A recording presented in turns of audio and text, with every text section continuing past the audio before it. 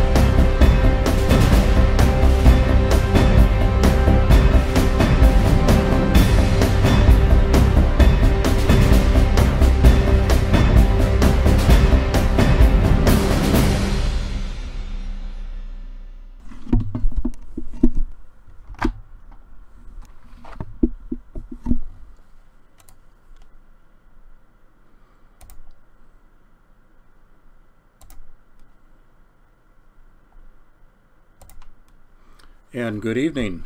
Breaking in here just a little bit early this evening. Let me know in the chat room if you'd be so kind, if you can see and hear me okay.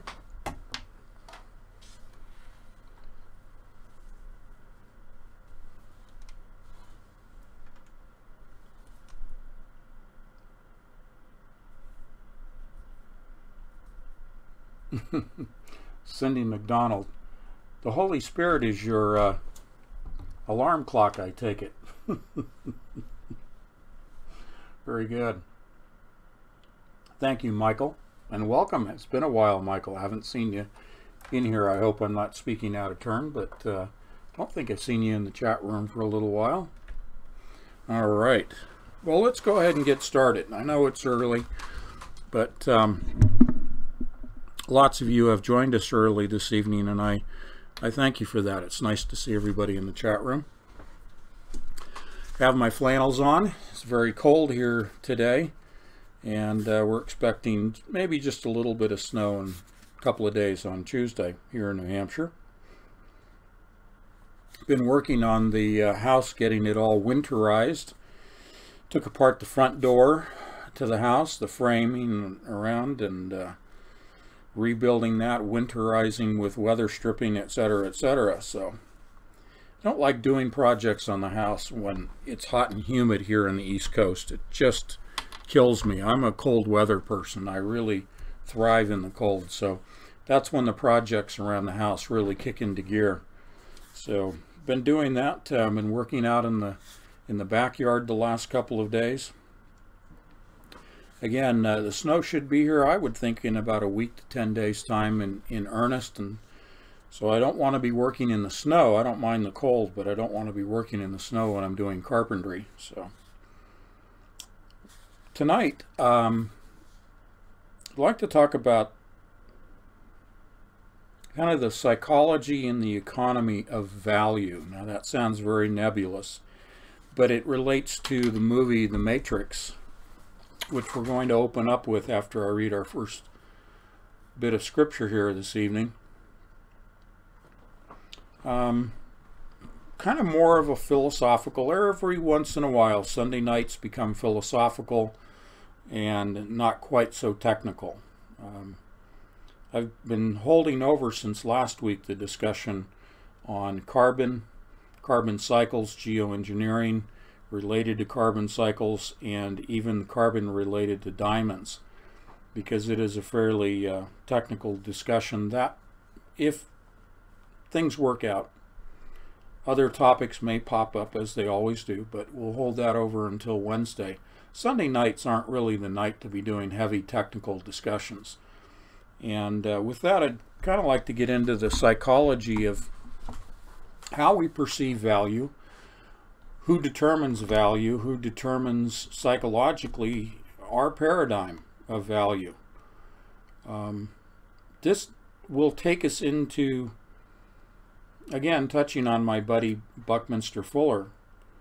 A couple of live streams ago, I really went into his paradigm shift from the scarcity model to doing more with less model for the entire world, and debunking this whole notion by 11,000 scientists that signed a petition of sorts, signed a letter indicating that we need to reduce the population of the planet. Buckminster's quite the opposite. I mean, he felt, yes, population is something that we need to be concerned about, but there's plenty of room for everybody. It's a matter of how we use the resources. And he believed back in his time, 60s, 70s, and 80s, our Buckminster Fuller, before he passed away, really believed that technology could lead the way in doing more with less. Unfortunately, the powers that be, that we kind of throw that label around, I hate to even use the label elite, but the powers that be, whoever they may be, as well as the spiritual influence upon the powers that be, they set the paradigm for the world. They set up the scarcity model. They put up their view, their paradigm of what is of value. And so I want to dig into a little bit on the psychological aspects of how we perceive value. Because the bottom line question, at the end of my little monologue here, the bottom line question for me today was, who? Who gets to determine all of this? Who gets to determine our paradigm, our model, our value system, how we think? Who gets to modify our thinking psychologically? Be it from the schools, to business, to academia, to the laboratories, to the world stage of the poor and undereducated, to those of the highly educated and more affluent, including societies like the United States. So that covers a lot. And so today on Patch Air, we're pretty much going to be at 40,000 feet. So with that, let's go to Scripture. Ezekiel 7:19. As always, I pretty much lean on very well-known scriptures because, as I keep repeating, they take on new meaning in the context of the modern era, and especially in the end times era. Scriptures that are familiar to us take on a deeper meaning, and that's what we explore. So let's go to Ezekiel 7:19, and I've made reference to this without citing it, and I thought tonight I should cite this once and for all. They will fling their silver into the streets, and their gold will become an abhorrent thing. Their silver and their gold will not be able to deliver them in the day of the wrath of the Lord. They cannot satisfy their appetite, nor can they fill their stomachs.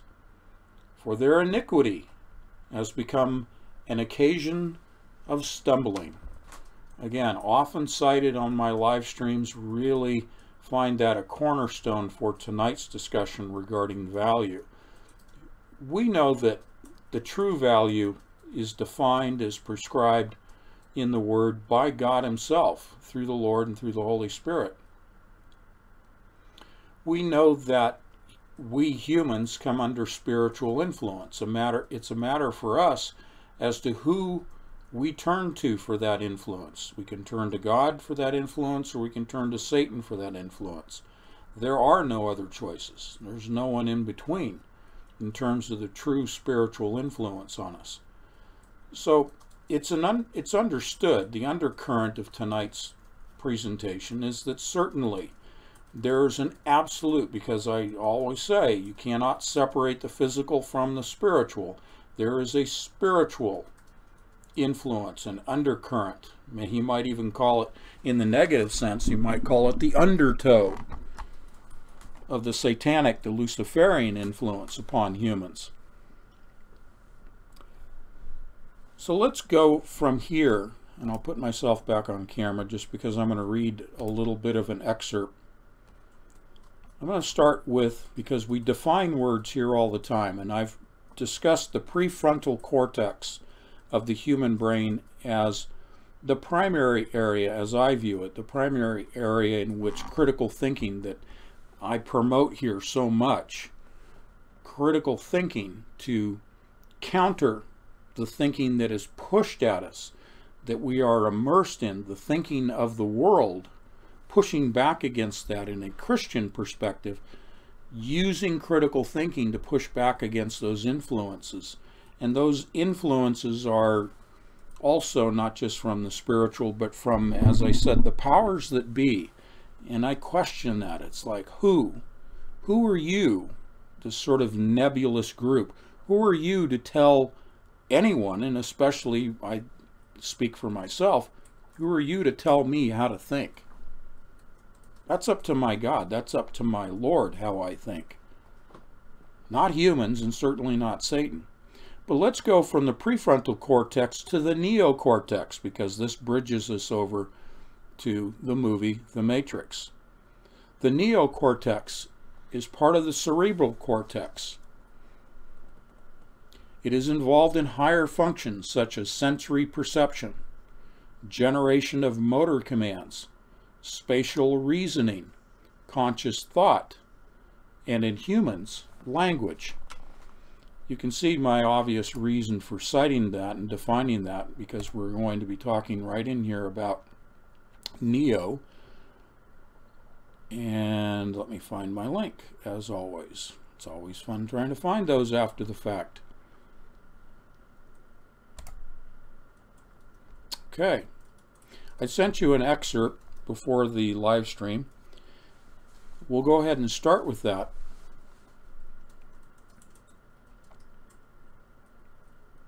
The Matrix is a system, Neo. That system is our enemy. But when you're inside, you look around, what do you see? Businessmen, teachers, lawyers, and carpenters. The very minds of the people we are trying to save. But until we do, these people are still a part of that system, and that makes them our enemy. You have to understand, most of these people are not ready to be unplugged, and many of them are so inert, so hopelessly dependent on the system, that they will fight to protect it. Now, this was Morpheus speaking to Neo in the movie, the first version of The Matrix. Again, very familiar territory, just like the scriptures that I bring to you that are familiar. But it takes on a little different flavor, a little different context as we look at what's going on in these end times. And again, it's not to generate fear. It's to provoke, promote critical thinking, to question who's in control. Why are they in control? How did they get in a position of control?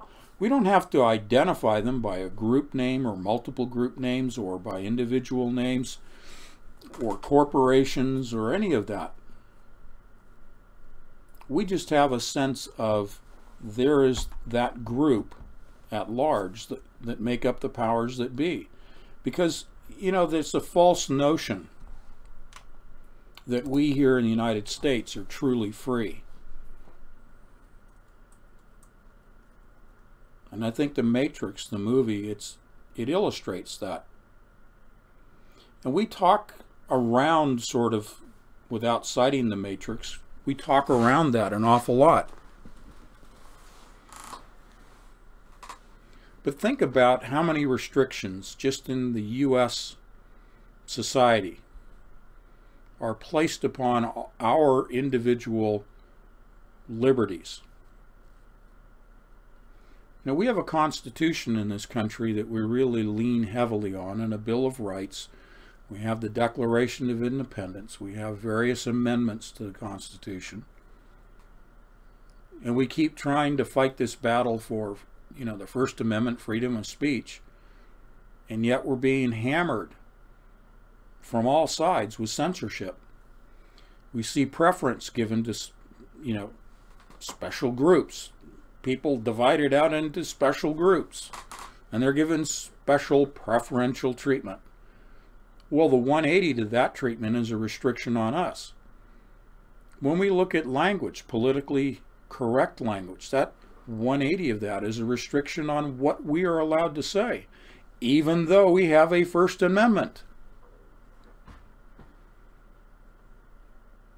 We look at the Second Amendment, the right to bear arms. Restrictions put on that. Do we have freedoms to bear arms? No, there are lots of restrictions. When we look at things psychologically, focusing on the United States, I know we have listeners from other countries, but on the United States itself, we proclaim our way of life to the rest of the world. This notion of democracy in particular, that we are trying to bring democracy to, well, let's take an oft-cited locale, the Middle East, Syria in particular. And yet here in this country, do we have a true democracy? We have a republic. That stems from ancient Roman times, the notion of a republic and a democratic way of life. But we are severely restricted here. Look at the burden of taxation, taking away from our earnings. Let's go to Buckminster Fuller's perspective on taxes, if you will. And again, I paraphrase heavily, but the essence of it is here, think of doing more with less. What more could you do if there were no taxes? Imagine an economy free of taxation. Not only does that give you tremendous freedom, because you can do an awful lot when you have more of your own money. But think about in a capitalistic system, such as we operate in, and it is a system built on the scarcity model, supply and demand.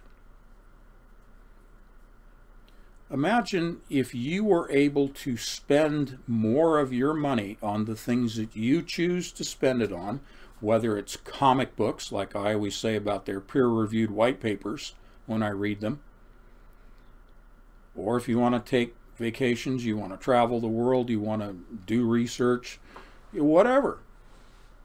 You want to support the arts, you want to support artistic pursuits. Think about the creativity, psychologically, because I'm trying to stay with that as our focal point this evening, psychology. Think of the psychology of the average American citizen by taking off from our shoulders the burden of taxation, and suddenly this windfall of additional monies that we can spend.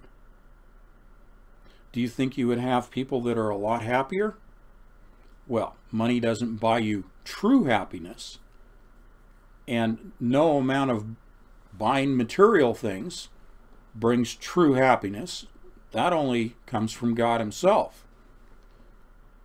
But looking at it just from our average everyday walk of life, I think there would be a lot of happy people in this country, free of taxation. Now, I'm only focusing on taxation just because it's familiar territory for all of us.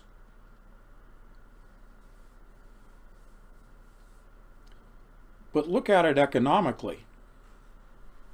Given the system that I just described, what would that do to the economy with a sudden influx of discretionary spending, as it's known? Businesses flourishing, able to hire more people, people investing that money, as I said, perhaps in people who are inventors that could create new healthcare programs, systems, medicines, devices. People that are naturally inquisitive and inventors could be supported in that way. People that are creative in the arts would flourish.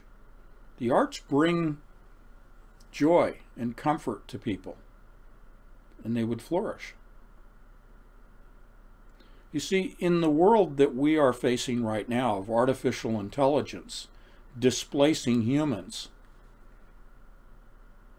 the sales pitch is humans, once they're displaced, meaning they lose their jobs, and perhaps there is a subsistence level of a universal income that is provided, the sales pitch is, well, then you can go out and do what you want to do. Well, you can't do very much with a universal income. You can do a lot more if you're able to be gainfully employed and not suffer the burden of taxation. Now you can really do the things that you would like to do, including how you earn your living. Would be entirely different in that kind of a structure, in that kind of a system. But the psychology is that of the Matrix. So let's go back to the description of the Matrix, the movie. Unfortunately, no one can be told what the Matrix is. You have to see it for yourself. The Matrix is the world that has been pulled over your eyes to blind you from the truth. The Matrix is a computer-generated dream world built to keep us under control in order to change a human being into this. And it says here in parentheses, Morpheus is holding a copper-top D-cell battery.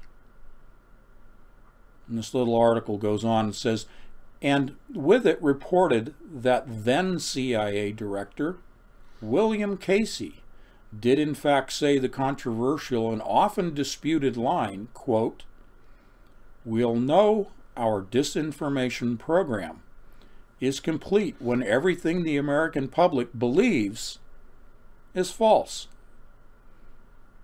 Supposedly this was a statement made by William Casey in 1981.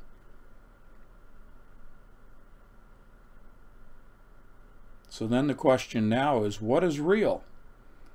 How do you define real? Again, this is quoting from the movie. And again, here it is. We are always defining things here in these live streams. That's part of critical thinking. That's drilling down deeper into these rabbit holes. So another quote, "This is your last chance," he's speaking to Neo. "After this, there is no turning back. You take the blue pill, the story ends. You wake up in your bed and believe whatever you want to believe.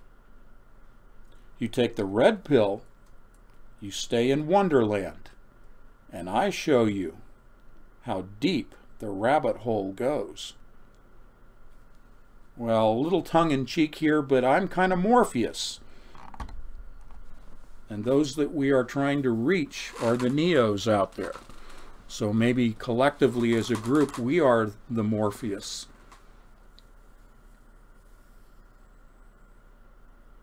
It's amazing how far ahead of its time this movie really was. And why it's become such a meme, and why it's so often cited as I'm doing here. Again, nothing new here. You've heard all of this before.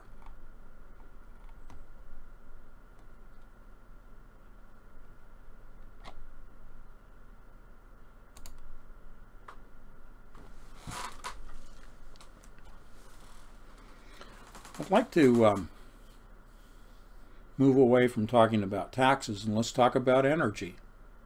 That's the value component of the title of tonight's show. Value. Who defines value? Who defines the value system? You know, we're born into this world, and the system's already there. The matrix is already there. And we have to struggle to learn about it, to learn how to function in it. And then if you're an old guy like me, you learn to question it.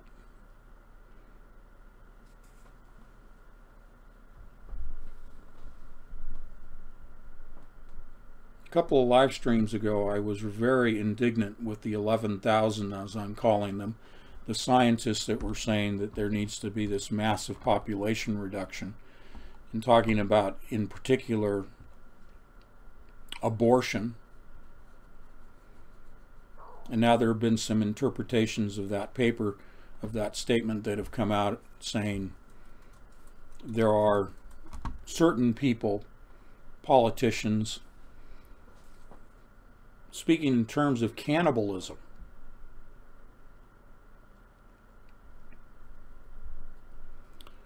That is the Luciferian spirit, as I said at the beginning.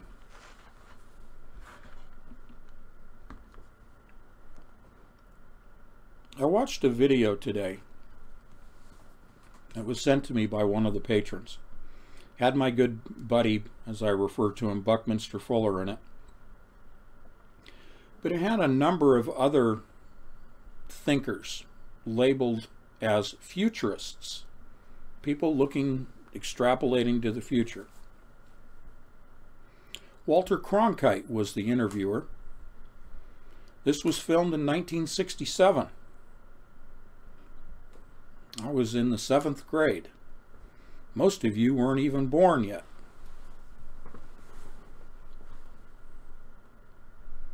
It was fascinating because they were looking to the year 2000 as futurists. There's a sociologist, a particle physicist, economist, mathematician, Nobel laureate here and there sprinkled in this group. About a dozen, let's say, including Buckminster Fuller. And some of their descriptions were pretty much spot on. They were talking in terms of there will be thinking machines. They didn't say artificial intelligence.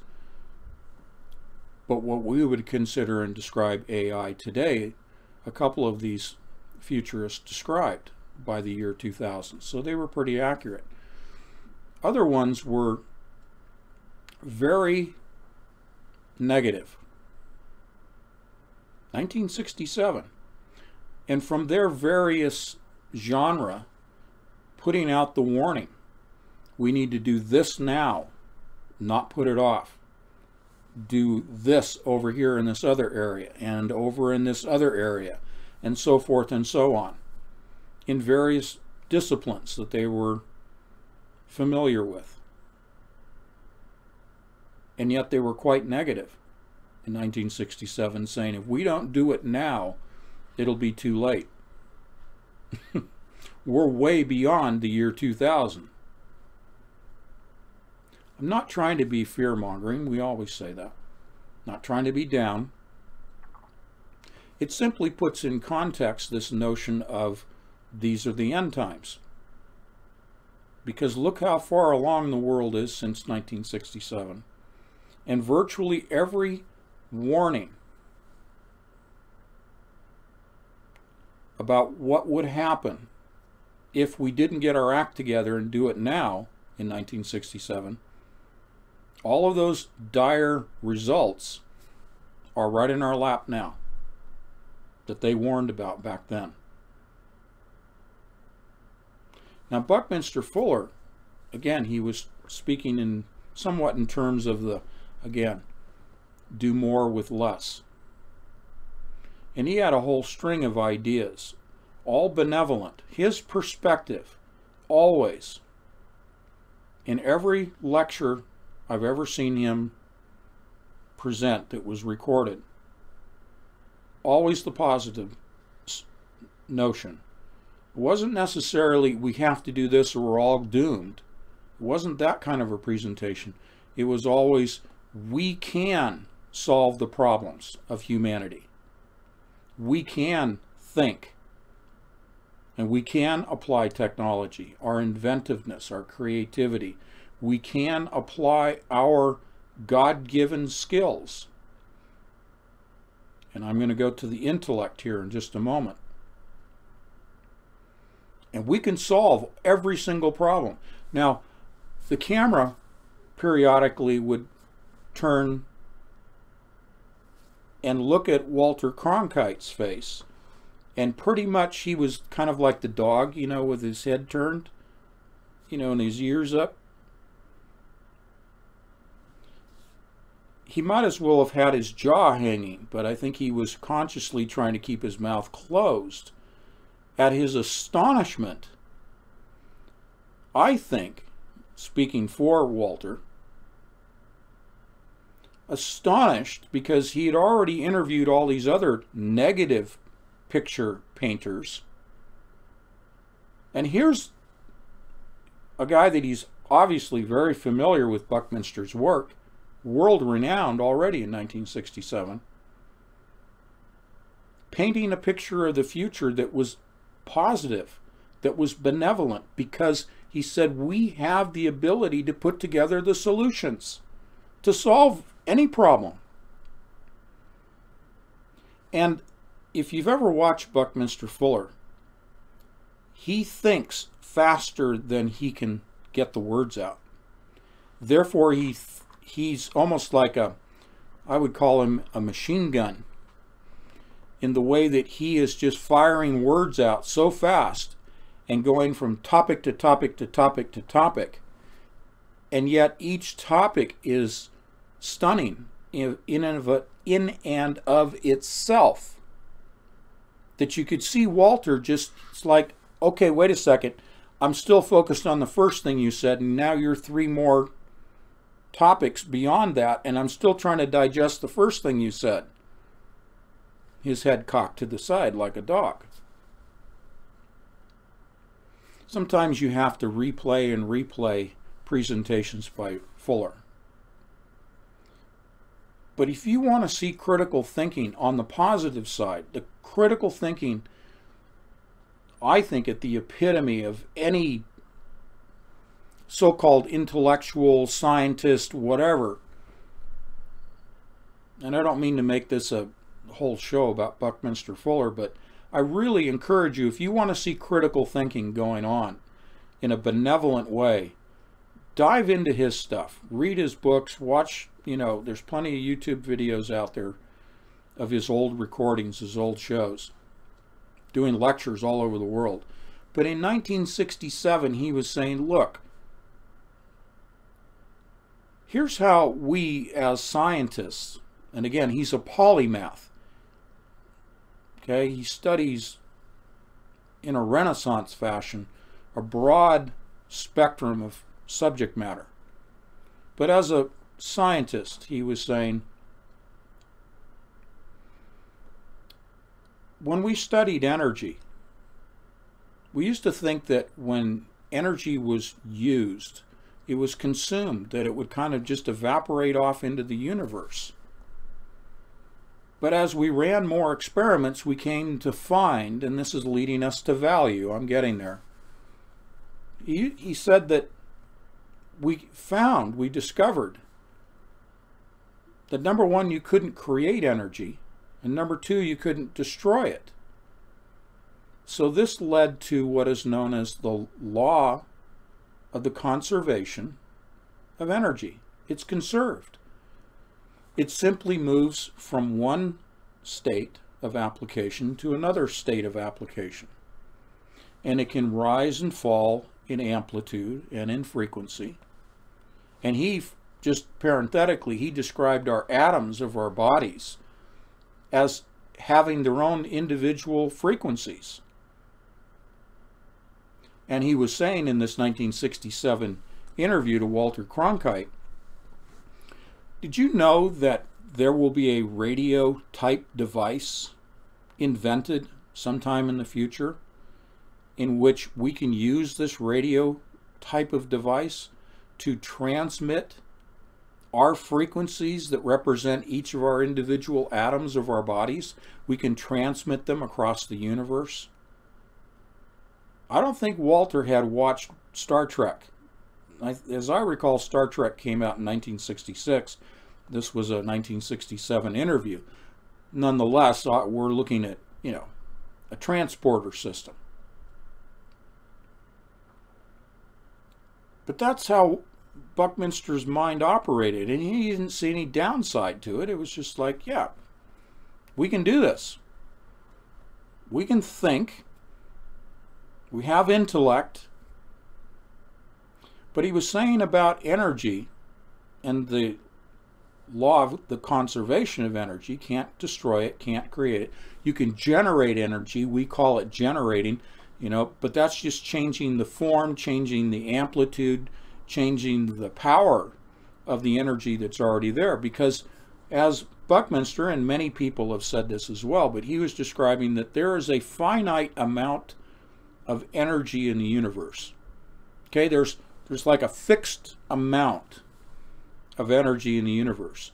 And we can use it, but we can't destroy it. Likewise, we can't create it. It's just there. Now, we know that that's what God created. But it's a set amount, at least as far as scientists are able to determine and describe, measure, detect. And therefore, it was assigned a value. Energy was assigned a value. It was considered valuable. Now, if we talk about Tesla, we won't get into that, but you know, the theft of Tesla's work because of the industrialists that saw the opportunity in their greedy mindset, their paradigm of let's create a false scarcity model and sell this stuff. Thus, they created a value system, and it is a paradigm that we're stuck with today around the world, a scarcity model. When Tesla, which I know Buckminster was totally in agreement with, there is an abundance of energy. Yes, there's a finite amount, but there's so much of it, it might as well be infinite. Described as the ether, surrounding us, embedding us, immersing us, free energy. But the greed of mankind under the influence of Satan, because it's a spiritual influence, decided on the scarcity model. So that's electricity, gas, oil, food, land, everything else, okay? That's the matrix we're stuck with. Those of us that have taken the red pill, we see this very clearly, that it's a matrix, that it's all rigged. It's a rigged system. Because if you go back to the Garden of Eden, there was no scarcity model in the Garden of Eden. When you take, for example, and I've said this before, you take a plant or a tree that produces seeds.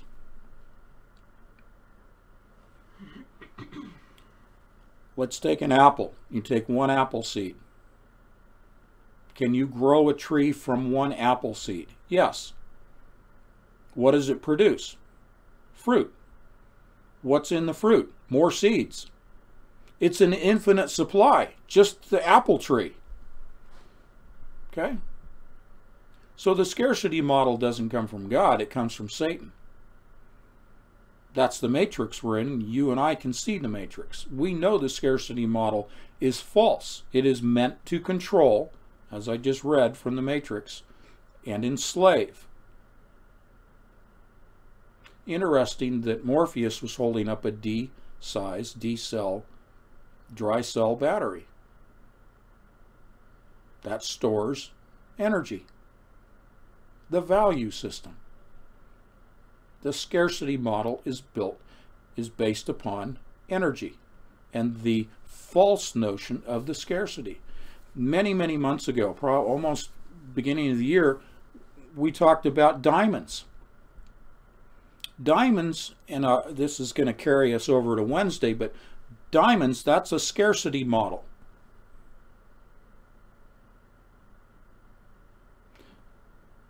The third most abundant, or perhaps the fourth most abundant, naturally occurring element on this planet is carbon. Diamonds. The various forms of carbon, soft carbon, hard carbon, but diamonds are not scarce. They're in warehouses by the tons, especially through De Beers, to create the scarcity model of diamonds and raise their value. It's all the matrix. It's all nonsense. It's all comic books. So we look at energy as a value system that was falsely constructed by the powers that be. And then Buckminster said, you know what the real value is? It's not energy.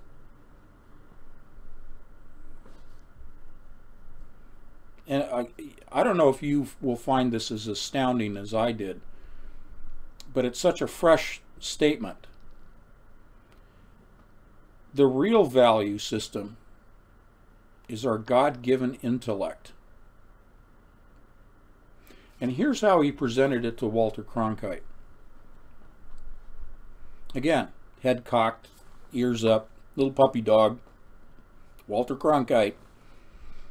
A smart guy, but doesn't even come close to anything that Buckminster had the capacity of intellect.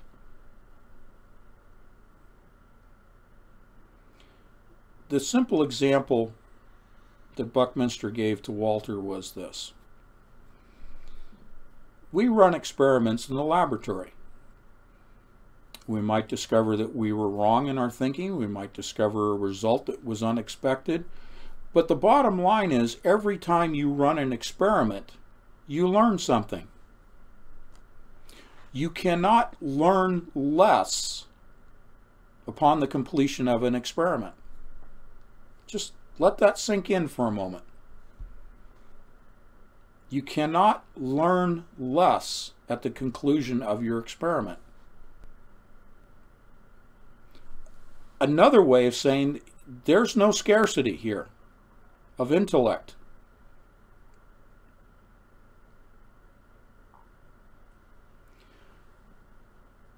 He said that every time we think about something, doesn't necessarily mean you're running an experiment or you're doing some heavy research or you're deep into reading a book. Just using your mind. I call it critical thinking. Using your mind, using your God-given intellect to think. Because in the face of the matrix, which does not want you to think, it wants you to operate by rote, and that's reflected in our educational systems. You get a 4.0, Phi Beta Kappa, for regurgitating facts and figures. Aren't you just wonderful? And you can run off and get a PhD. And you can be a fellow. Maybe get a Nobel Peace Prize or prize for chemistry. Because you're such a good rote thinker in the matrix. And I've said, scientists are stuck in their compartment. The lock to that compartment, to that box, is the grant system, funding systems. So they think by rote and stay in their compartmentalized box, and that freedom of thinking is gone, as displayed by Buckminster Fuller. Because what built this country? If we just look at the 200 and something years, 50 years, whatever, of this country,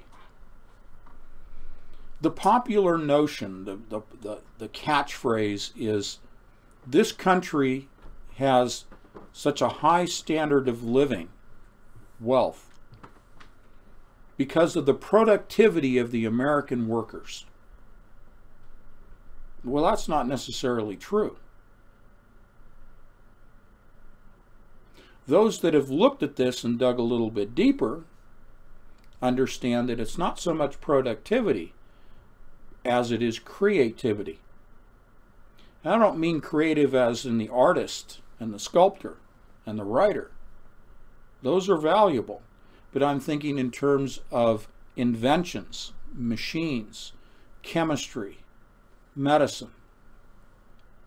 The inventive side of creativity, the inventions that drive the economy, that leads to products and services, those inventions. But where do the inventions come from? Going down the rabbit hole.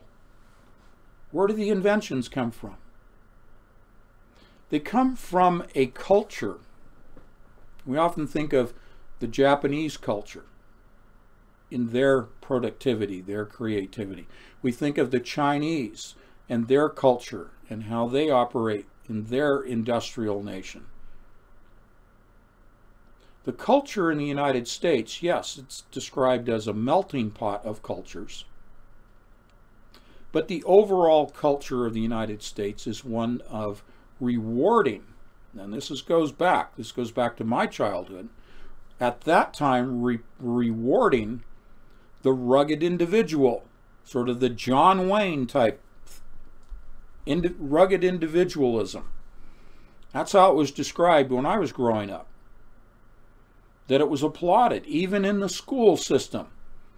If you were a creative thinker, you were an innovative thinker, you were an inventive thinker, and your teachers would recognize this in you, it was nurtured, it was encouraged. Absolutely the 180 today, as you well know. This country was built on that inventive spirit deriving from that independent spirit. And we had mothers and fathers in what was described then as the nuclear family, where we had family units. Now today we see that the family unit has been destroyed for the most part. That's straight from Satan. Because in order to have that nurturing of that independent thinking, of that inventive spirit, it first comes from your mother and father.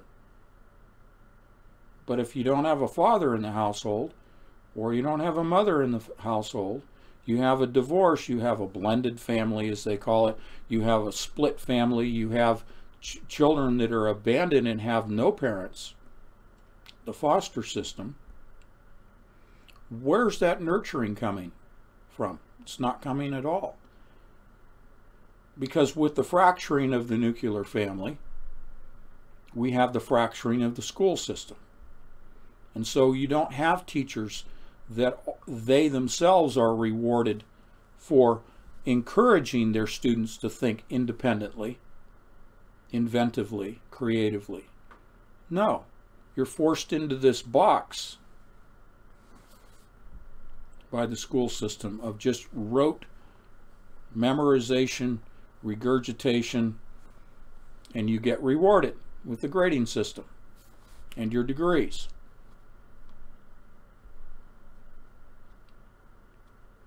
So what Buckminster was saying as one of the many futurists that was being interviewed in 1967 was, we can solve all of the problems of the world with the most valuable commodity on the planet, and that is the mind. That is the intellect. Above and beyond energy, the most valuable commodity is intellect. What I'm describing and encouraging you in critical thinking to fight back against the matrix. Okay?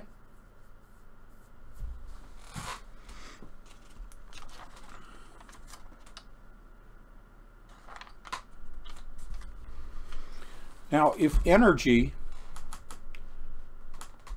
for the most part, is fixed in its quantity, if it's a finite quantity of energy in the universe as it's in the universe itself, but it's so vast in its quantity that we just relegate it to the point of being infinite, an infinite supply. Kind of re-stepping where I was before, only to say that the wealth is not in energy, the wealth is in intellect.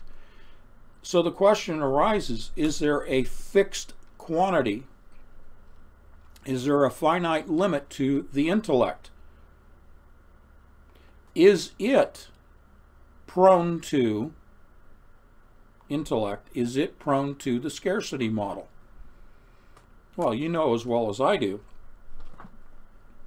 that until the day that we die, until the day that we cease to exist in this human form, if we are changed to a spiritual form by some mechanism, and speaking of mechanism from God, but once we leave this bodily form, this human form, up to that point our intellect is unlimited. The number of thoughts in our mind are unlimited. In fact, even when we are asleep, we're still thinking because we dream. It's only when we are in a comatose state that in theory, and I think it's just a matter of a lack of having the proper tools to detect brain thoughts, brain activity, but science will still say today that in a comatose state, we don't think. Certainly there's the autonomic nervous system that allows us to continue to pump blood and to breathe and to respire, and our bodily organs continue to function.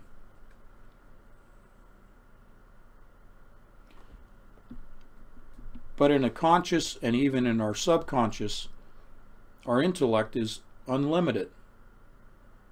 There's no scarcity of thoughts. So this takes me all the way to the beginning, where the question was, who's in control? Who gets to say how the world operates with the scarcity model paradigm? Who gets to say that all of this wonderful thought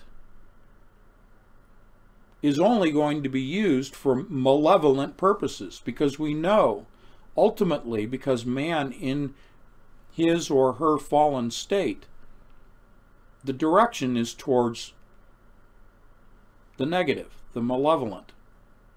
And thus, when we see even medical devices that are applied in the beginning and promoted in the beginning, funded in the beginning, ostensibly for benevolent purposes, it gets twisted around and becomes weaponized. That's what the Matrix does. It weaponizes man's intellect. And in the absolute, with the blue pill scenario, it does away with our intellect entirely and reduces us to nothing more than an energy state, the D-cell battery. That we represent only an energy form, to act as an automaton, to act as a human robot, to be consumers, to be workers, to be producers, to be service people, to keep the matrix running. I did a whole entire issue, well, most of the issue, devoted to the 1927 movie Metropolis by director Fritz Lang. 1927 or 1917. 1917, I think it came out. But the point is it described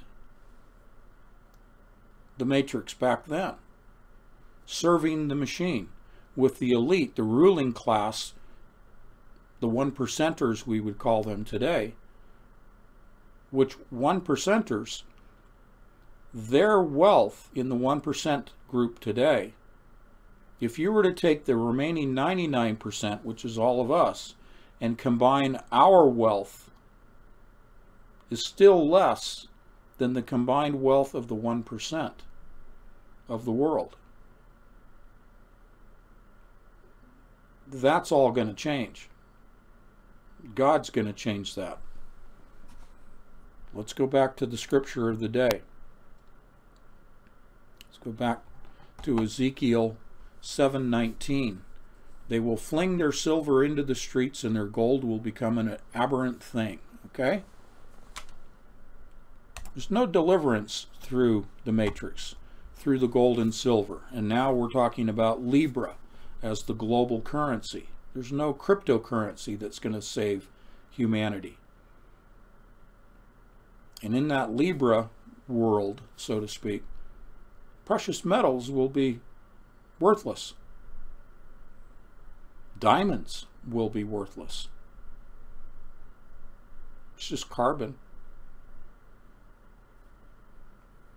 And as I said, God will burn all the elements and reform this world. So there's nothing here of any permanence and nothing here of any value. That's why he always encourages and admonishes us through Scripture to have our focus on heaven, on Him, turn our face to Him. Because the only value that really is lasting is well beyond our intellect. The only value is our relationship with Jesus Christ and God, our Creator. That's the only substance, if you will, of any value. So I'm going beyond the Buckminster Fuller presentation of intellect and bringing it to the spiritual, which is our relationship through the Holy Spirit with Jesus Christ and with God Himself. That's the only thing of any real value. And that should be encouraging to you because you are a child of God. And you recognize that. You've already taken the red pill, which allows you to see the matrix and to see from 40,000 feet on patch air. Maybe we're serving red pills as your snack on our airline here. But it allows you from that 40,000 foot perspective to see the matrix. Now it's our responsibility to share that pill, that red pill, with others.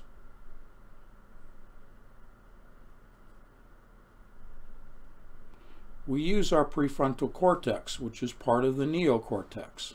We are, in a sense, we are the neo after taking the red pill. We're also the Morpheus to spread the gospel, the good news of Jesus Christ, who died for our sins and was resurrected, the good news of the gospel. And it doesn't need to be presented, the gospel, in a negative fashion. In a, you better do this or you're going to die. You're going to go to hell. People don't respond to that. Some may, but most people don't.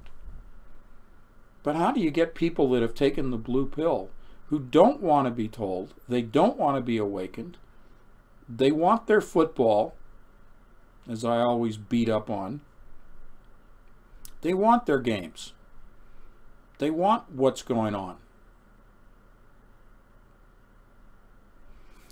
Well, let me share some more information to rattle their cages if you would like to use some of this. Oftentimes I'll speak about the economy and I'll talk about things like the bond market, about derivatives, about venture capital, about the credit system. Last live stream I talked about the Federal Reserve, which is nothing more than a group of private banks. There's nothing federal about it. Let me share with you from the Financial Times.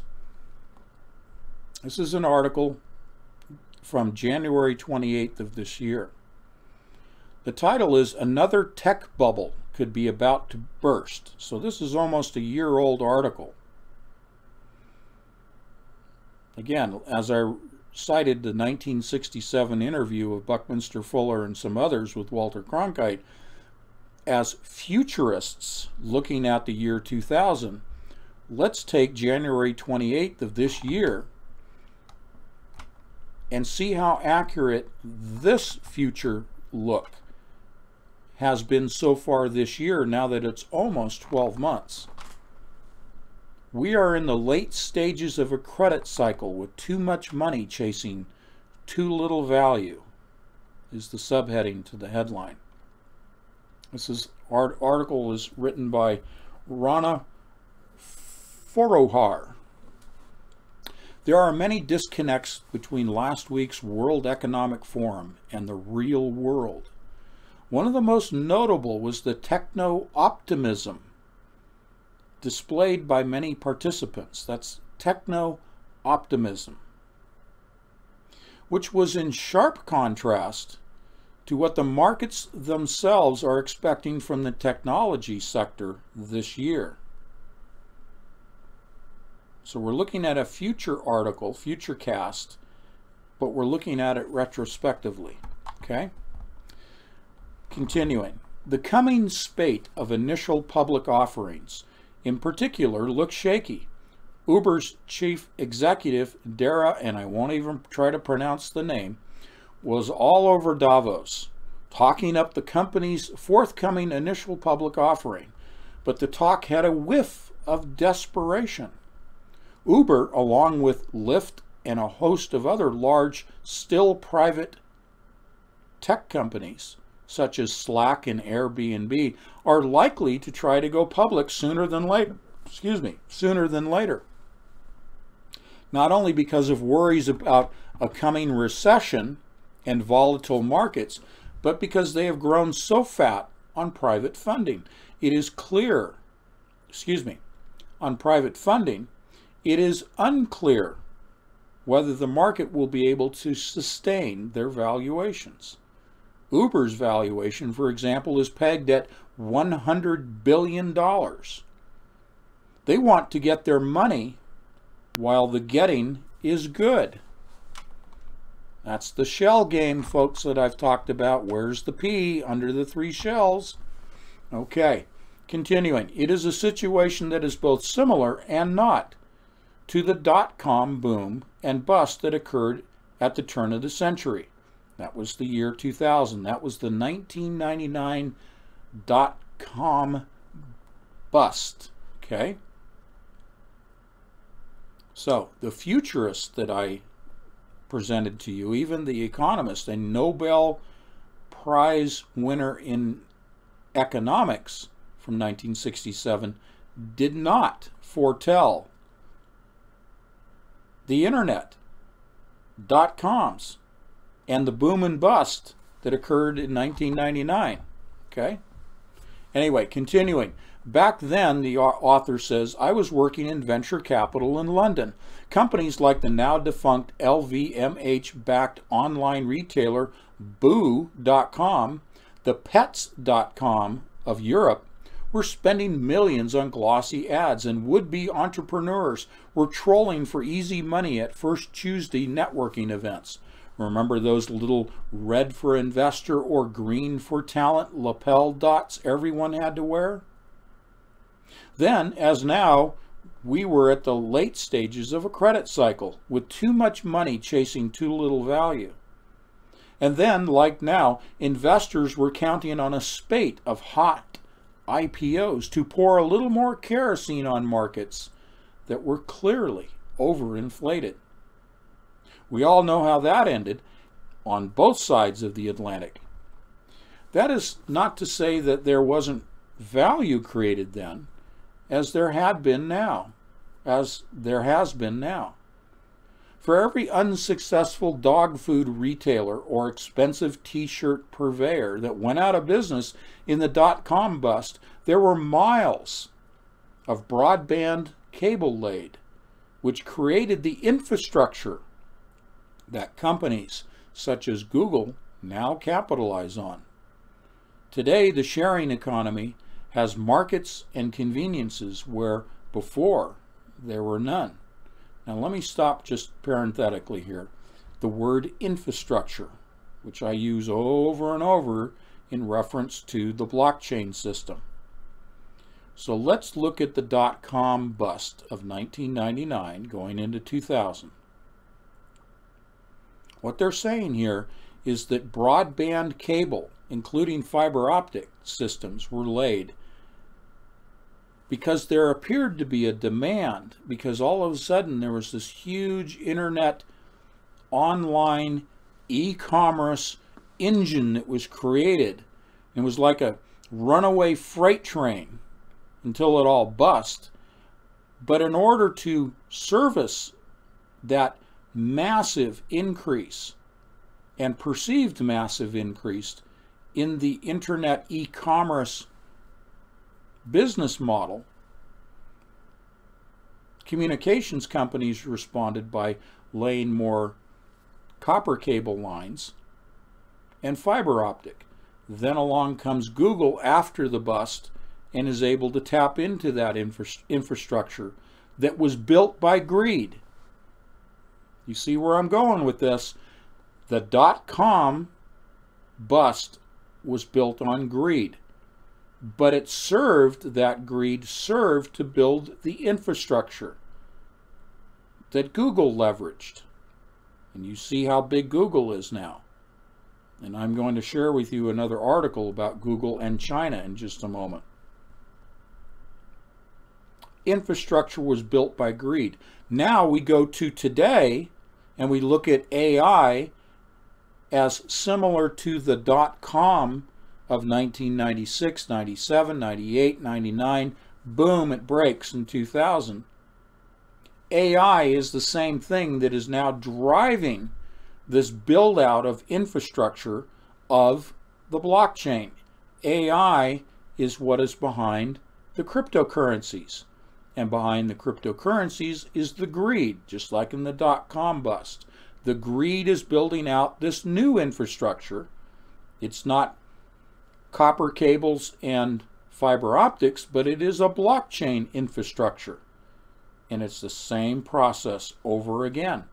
And just like the dot-com, it will bust. I said to you in the last live stream,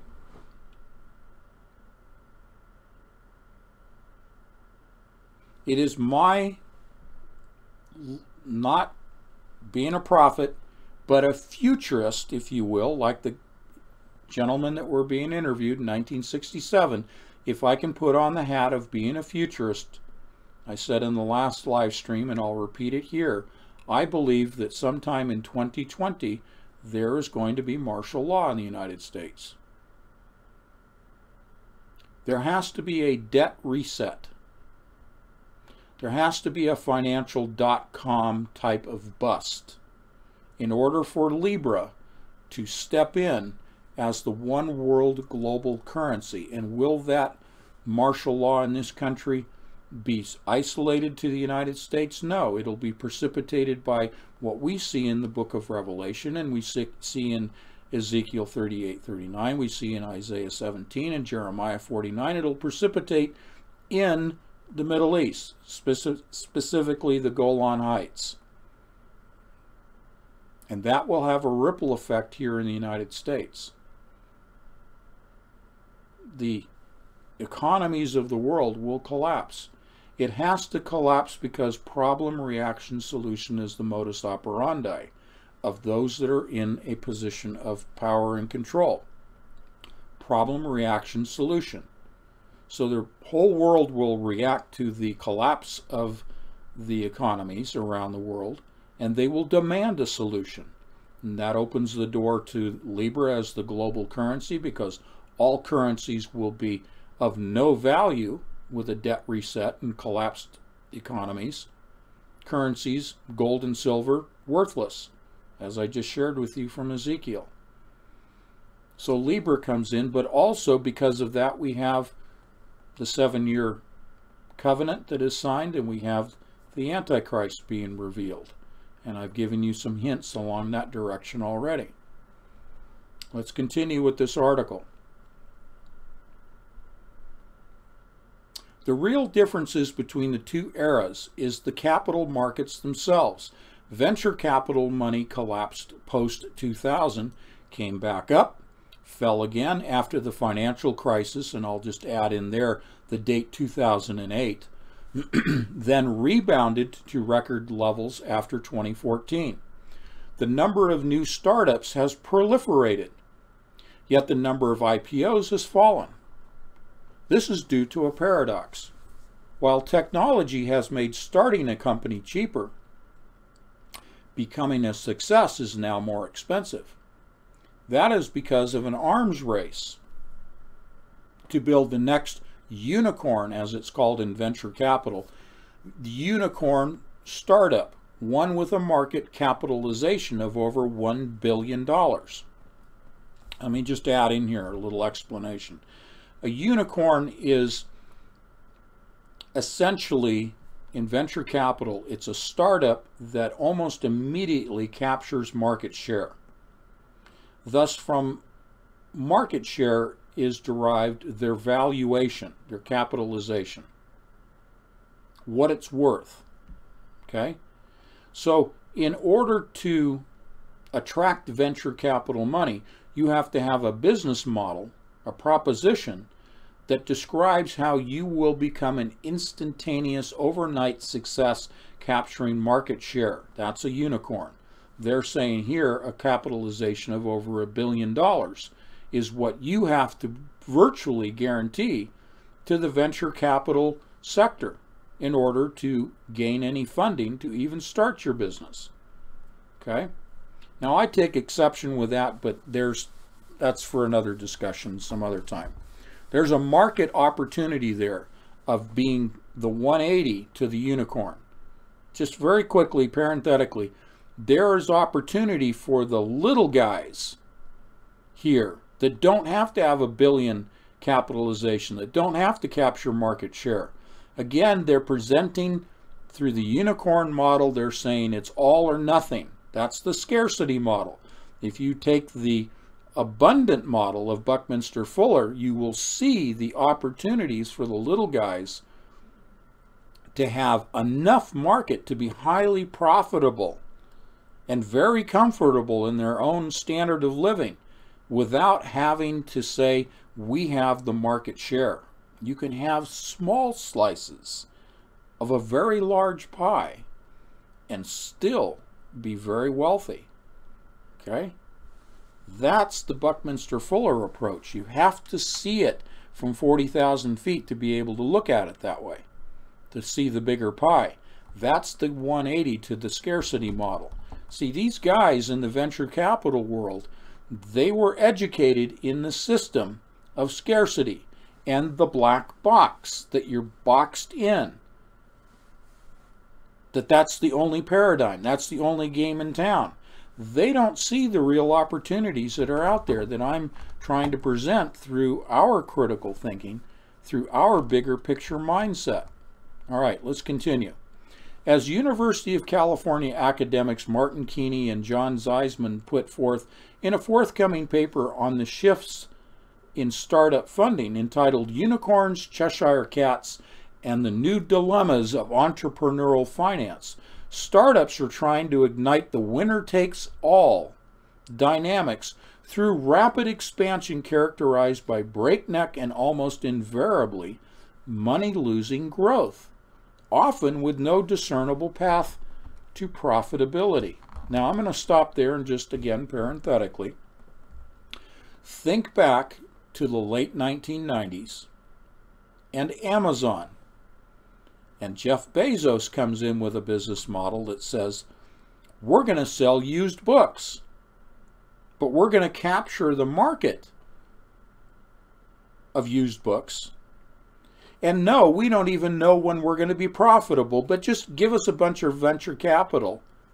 And maybe someday, which ended up, I think, memory serves me correctly, it was about 2005 or thereabouts, that Amazon finally became profitable.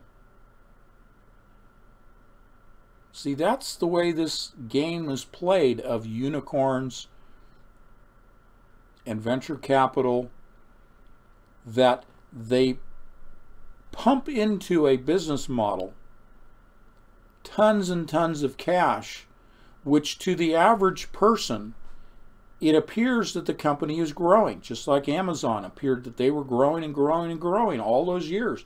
They weathered the storm in the dot-com bubble. They moved right on through the year 2000. They weathered the storm in 2008. They've moved right on through all this stuff.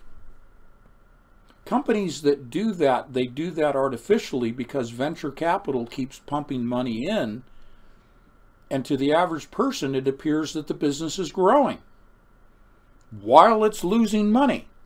You see, this is where there's a lack of critical thinking. Because if you look at the balance sheet and you say, hey, these guys are still losing money, and all this venture capital is artificially propping this business model up.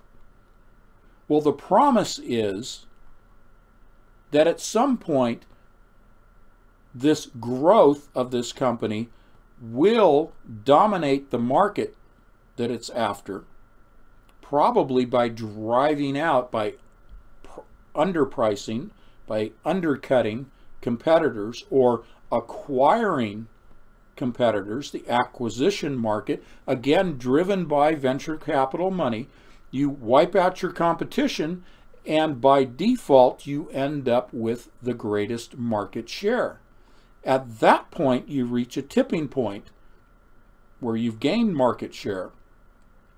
You reach a tipping point where you suddenly are profitable. And because you've created a monopoly, you can start raising your prices. And that pays back your venture capital people. That, in essence, is the unicorn, and the unicorn is on steroids now in terms of the timetable that is allowed for that achieving the tipping point where you become profitable. This is why you see businesses that are wiped out because they are underbid, they're underpriced, they are driven out of business because this venture capital monster that is propped up drives them out of business because the smaller guys can't afford to be losing, number one, and number two, they can't keep dropping their prices. So they go out of business. Or the other guys that, I don't know if you can necessarily say they benefit, but they're bought out either through a hostile takeover if they happen to be publicly traded, their stocks are taken over or bought out, or they're cashed out, they're purchased for cash if they're privately held. And again, you look at Amazon. Look at their business model. Look what they've done. They've gone through acquisitions. They've certainly driven an awful lot of small businesses out of business. And they don't just sell used books anymore, which was the original business model. That was replaced in 1999, as I've cited many times here. Jeff Bezos saying back then, our business model is we want to sell you everything. Guess what? That fits right into Libra and the mark of the beast. You want to know where Amazon's going? That's where Amazon's going. They want to sell you everything. Flip it around 180 degrees, and what does it show you? It's the only game in town. It's the only source. Okay? And look at them when they purchased Whole Foods. They're going into the grocery sector, food. They're going into health care, health insurance, prescription medications. And on it will diversify as it acquires, as it forces people out of business, as it goes through acquisition cycles of small businesses so that they become the one-stop shopping. And again, convenience drives the business model of Amazon. They've done a remarkable job of being able to deliver just about everything the next day. And even in the case of food, they can do same day, within an hour, within 2 hours, delivery of food. And they're going to do that with prescriptions. They want to sell you everything. Sounds convenient. Sounds great. Until you flip it 180 degrees and realize if it's the only game in town, there's only going to be one way you can access it. Let's continue with this article. Over the past 5 or so years, there's been a massive growth in the number of venture capital-backed unicorns. Companies such as Uber, Lyft, Spotify, and Dropbox can lose money hand over fist and yet still continue to grow in valuation. Indeed, it is all part of the new business dynamic. Low barriers to entry result in many competitors and a race to spend as much as possible to grab market share. Not only do the private companies that emerge from this unproductive cycle become bloated, so too do the venture funds themselves. Billion-dollar venture funds, once unheard of, are now commonplace. Last year, Sequoia raised an $8 billion seed fund, and SoftBank a whopping $100 billion fund. Big, of course, begets big. As more and more heavyweight venture capitals bid up the value of startups, others have to follow, or it's up or out. The result has been not only a new bubble in IPO markets, but the undercutting of a host of public companies that actually have to worry about profits. The classic examples would be Uber's disruption of the taxi industry or Airbnb's of hotels. Okay, there's just a little bit more to finish this article. This may be good for some of the VCs who can use the inflated values of unicorns on their books to raise more money and charge more management fees. Okay, so what that means is they can use these inflated values in their venture capital firm books, their book of business, so to speak, to attract more unsuspecting private money from individuals and businesses and even other venture capital firms into their venture capital firm to manage that money, meaning to invest it into startup companies. And for the management, for the investing of those monies that they've brought in, utilizing the inflated values on their books, those venture capital firms, they get to charge a management fee. They get to charge for their services, for having taken in your money and now investing it for you. Okay? The author here continues saying, but I can't see how it is good for economic value overall. Massive debt financing of unprofitable firms to create monopolies might benefit some entrepreneurs and investors, but it distorts capital and labor markets and is anti-competitive. Just as I said in the example of Amazon, but they're not alone. Okay? All right, lastly, as long as investors are willing to accept growth as a metric for value, okay, remember that growth is false. It's bloated. It's only growth because of continued input of venture capital money. Otherwise, in other areas, that is known as a Ponzi scheme, is it not? Okay, so the metric for value is growth, but it's false growth, just like the shell. The 3 shells with the P. Where's the P? Wonder what shell is it? Okay, it's all a game. As long as investors are willing to accept growth as a metric for value, the music can keep playing. That's obviously a reference to musical chairs. Okay? The music can keep playing. But as the University of California academics note, unicorns are mythical beasts. This year, their financial reality, as well as the sustainability of the current funding model, will be subject to some much-needed testing. Some of the new crop of hyped-up companies may eventually turn into Cheshire cats, disappearing and leaving behind only the grins of those who got out before the bubble burst. There's nothing new under the sun, is there, my friends? This is a repeat of the dot-com bust. But this time, it's worldwide, and it's a full collapse, and it's martial law in every country. And now it is the season. You know, we hear the, what is that? The season of the beast? Is that what the song is? It's the season, all right.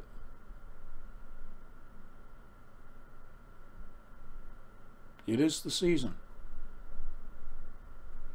So that was from January of this year, January 28th. And those of you that do follow the markets, you've seen this struggle in companies trying to go public. That's the initial public offering, the IPOs, trying to go public. In other words, to get pension fund managers, individuals, to invest in buying the initial offering of stock in a company that is for the first time going public, to be publicly traded on the stock exchanges. Now, let me share with you a personal experience. Not my investing, but interestingly enough, as a paramedic, this relates to venture capital and IPOs. I worked for many years for a company called Regional Ambulance, and they were kind of a small Bay Area industry consolidator. They had already begun to buy up small mom and pop ambulance services in the Bay Area. So they were consolidating the industry into regional ambulance. Well, there were some characters from the East Coast who had done the same industry consolidation with mom and pop garbage collection companies all up and down the eastern seaboard. These were mafia operators. They took their ill-gotten gains and put it into, quote, legitimate businesses. They took the illegally obtained funds and they went out and bought up mom and pop garbage collection services up and down the eastern seaboard. And then, because they controlled the garbage collection, they were now the monopoly. And now to cities and counties and municipalities, they could dictate their garbage collection rates because they had consolidated and monopolized garbage collection. Who else is going to pick up the garbage? There's only one game in town. So these same characters went to my boss, Earl Riggs, who is now deceased, but Earl Riggs and I, we got along very well. But he went to Earl Riggs and another guy by the name of Paul Shirley down in Silicon Valley, who was quite the operator himself, and said, hey, we have two similar individuals on the East Coast who've been consolidating mom and pop ambulance services like you've been doing on the West Coast. We'd like to bring East and West together under one umbrella, one company, and we would like to take that business model of industry consolidation, because across the United States, most ambulance services were mom and pop. Their origins were funeral homes, which were family-run businesses. And their hearses doubled as ambulances. Okay? So, East meets West formed American Medical Response, AMR, the largest medical transportation company in the world. What they did was they got together an underwriting firm to underwrite the process of taking this new company, American Medical Response, public, an IPO. So they did their road trip, as they do, and they go around to pension fund administrators, big block administrators of funds, venture capital firms, hedge fund firms, big investors, institutional investors. They would go and meet with. Okay? So you've got the guys who have the expertise that they developed from the garbage industry, which is essentially transportation, and applied it with these ambulance operators for transportation, medical transportation. And they did the same thing. And because they had now taken a company on the East Coast and taken it public, they're taking this new ambulance AMR company public, and they had a very successful initial public offering. Now, I didn't benefit from that. I didn't buy stock. It's not what I do. And I didn't. I was a paramedic. My point in sharing that with you is that the funds that are derived by the management team and board of directors of the company that has just gone public, okay, so they've just sold their stock to the public for the first time, the initial. The monies paid into for that stock, let's say it was $10 a share, and there's several million shares. So there's millions of dollars that the board of directors and the management team has that they're supposed to administer. Now, what are they supposed to use that money for? To reinvest in the business. Because the people that are buying the stock initially What they are told, what they're sold, is that there will be growth in the company, therefore your stock will grow in value. So the monies derived from the sale of the stock initially is supposed to be spent internally to improve the business. Okay? So the business will flourish. Well, here's my personal experience out of all that. I know for a fact that the guys that owned these ambulance services, the consolidators on the East and West Coast, and the guys from the garbage company experience who got together, these are mafia guys that got together with these ambulance consolidators from East and West. All of those guys became overnight multi-millionaires. The money went in their own pockets. There were monies that were used to buy up and continue that industry consolidation throughout the United States, buying up mom and pop ambulance services. There were monies that were applied to that. But monies to greatly improve the service and maybe the pay of the paramedics and EMTs and the mobile intensive care nurses, critical care nurses that we employed, maybe the standard of living for the employees would improve. Nope. Nope. The rank and file, like myself, and I was in management for my last many years there as the head of the training department and as the trainer and educator, and I traveled all over California to these companies that were acquired, and I was training their employees into the ways of AMR, okay, bringing them up to snuff. Point is, very little was invested in the company itself, and nothing was invested in the employees in terms of increased wages and benefits. Nothing. So this is a whole shell game. The guys that came from the garbage industry, they were already millionaires before any of this started, and they just put more millions in their pocket. The guys that came from the ambulance sector from the East and West, they weren't millionaires, but they became millionaires overnight. The little mom and pop ambulances that were bought out, they were bought out at a fair market value, but they didn't become millionaires overnight. None of them. From their family-run businesses. They essentially were forced out.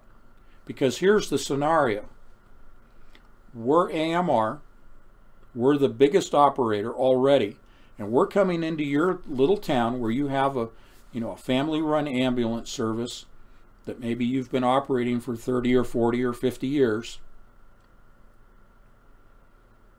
And you have a choice. You either sell to us, and we'll give you fair market value, nothing extravagant, but we'll give you a little bit of a profit, or we'll just drive you out of business. Because what ambulance services live and die by are two things. County contracts to provide 911 services. They're subsidized by the county. That's number one, a county contract. Number two are contracts with hospitals like Kaiser, the VA, hospital chains in general. They live and die by contracts with hospitals for transportation. 911 is not a profitable business. It's the private sector with the hospital contracts where the money is made. Okay? Now I know this is way off what we were talking about in terms of psychology, but this is illustrating to you a value system. Even in healthcare, even in an emergency first responder system, greed is rampant. So these little mom and pops, they were threatened with loss of their contracts because, again, like Amazon or other big players, their artificial growth, they drive out their competitors by underbidding, underpricing in the market. So they come in to a Kaiser, they come into a VA, they come into a county for the county 911 contract and say, we'll do it for less. Well, of course, all of these entities, they're cost conscious, so low bid wins. Now, what would you do if you were an owner of a family business? Would you want to lose your contracts and go bankrupt? Or would you rather just sell out at a small profit and walk away? That's what virtually every one of them did. So the consolidation continues to today with AMR.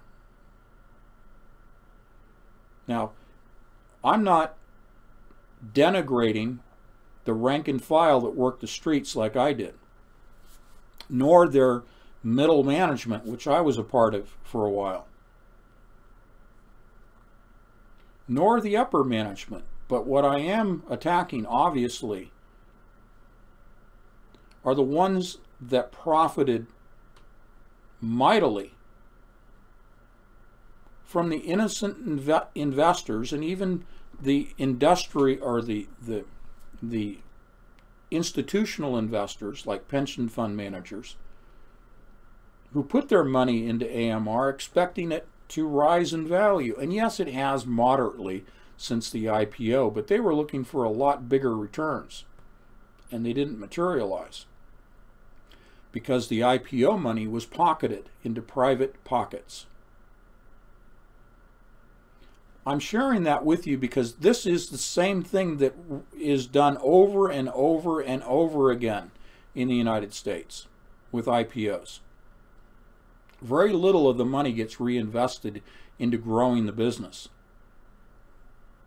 So even in what I'm sharing with you in terms of unicorns and money coming in from the venture capital side to make it appear that it's growing, Ponzi scheme, that's all it is, in the hopes that they can then fool the public when they go through their initial public offering to buy the stock. Then all these venture capital people, like the garbage collecting mafia types from the East Coast, all the VC guys, they get their money from the IPO and they've cashed out. They're out. They're gone.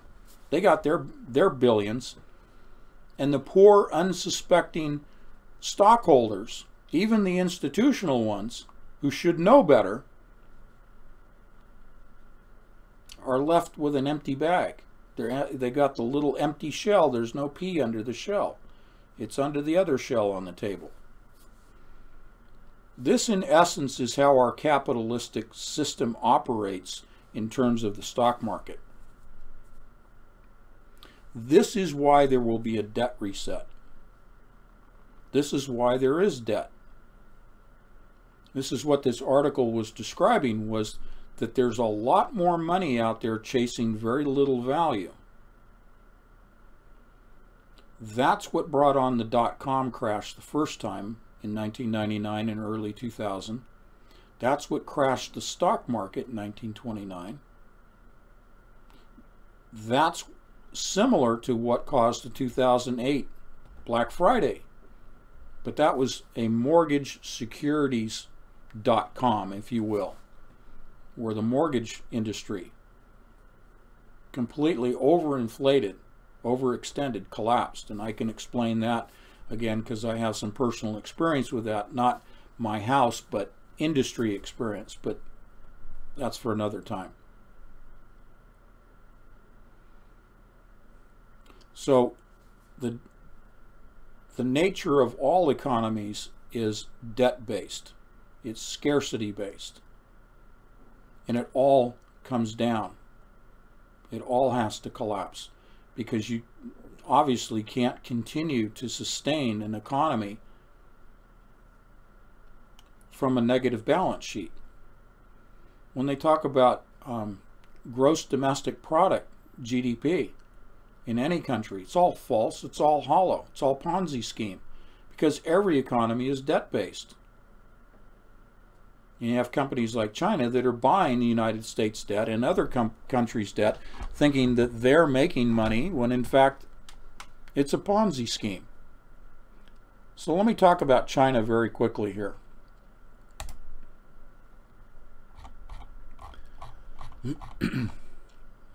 So an article came out back in 2018 on August 20th. This comes from Bloomberg. Google's Brin, that's Sergey Brin, one of the co-founders, Google's Brin cops to plan to reclaim lost decade in China. So this is talking about Sergey Brin making the decision to bring their search engine into China, when he had made the decision back in 2010 to pull out of China, ostensibly because of moral and ethical concerns, because of the way China runs their country. Now, and again, this is in 2018, they're going back into China. Why? I'm not going to read this article to you. You can look this up if you want, if you care to. Google's Brin cops to plan to reclaim lost decade in China.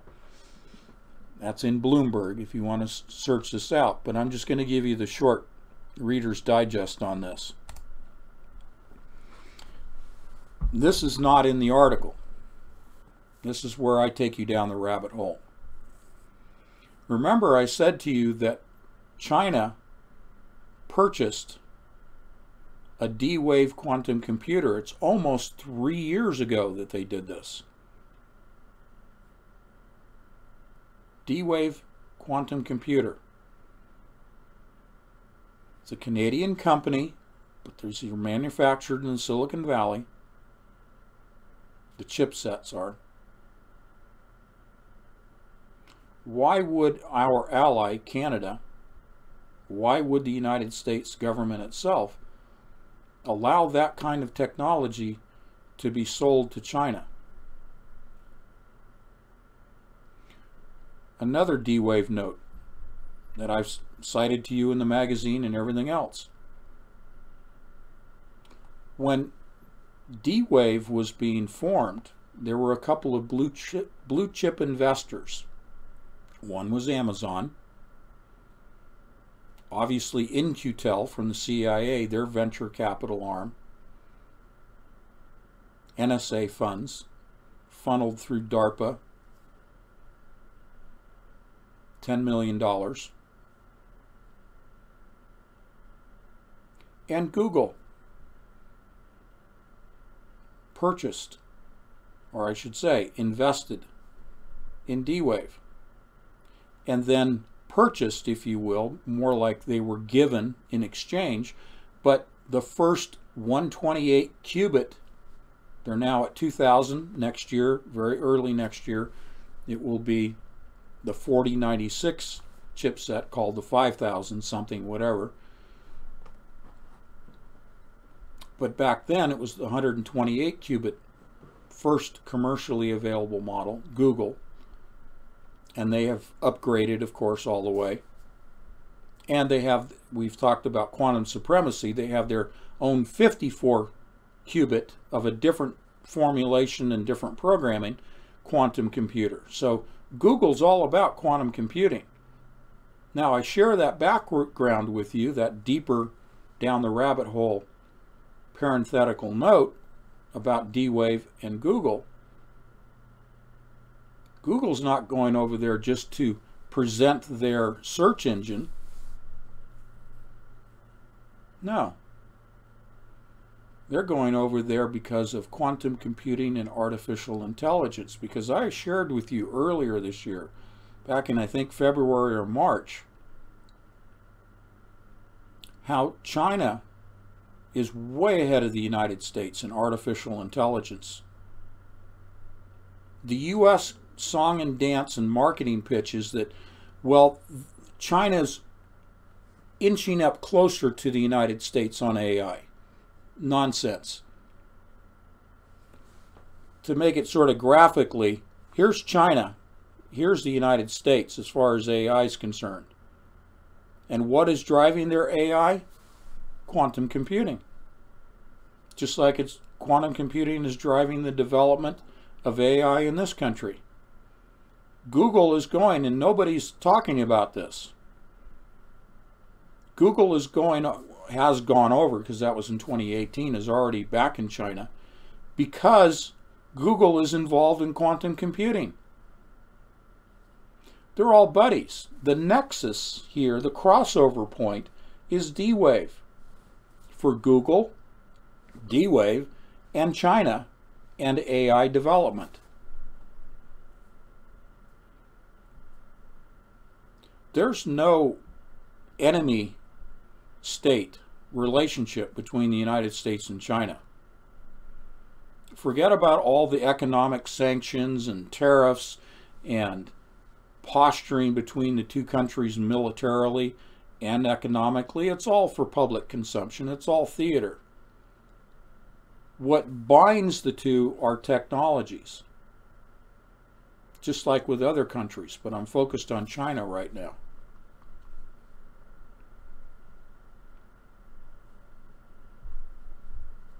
Anyway.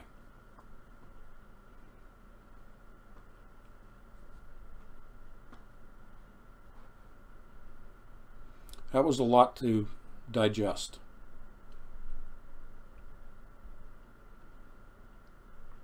The summary here is that God gave us the intellect, which is unending until the point of our death, which is of more value than energy. And as you know, energy is what makes the world go round economically, not just what it is applied to and applied for. That's why we have the petrodollar. That's why we have the wars in the Middle East. That's why we have Donald Trump sending an armored brigade to northeast. It's not really that far north, more the midpoint east of Syria, east of Damascus, to the oil and natural gas fields that I shared with you in the last live stream.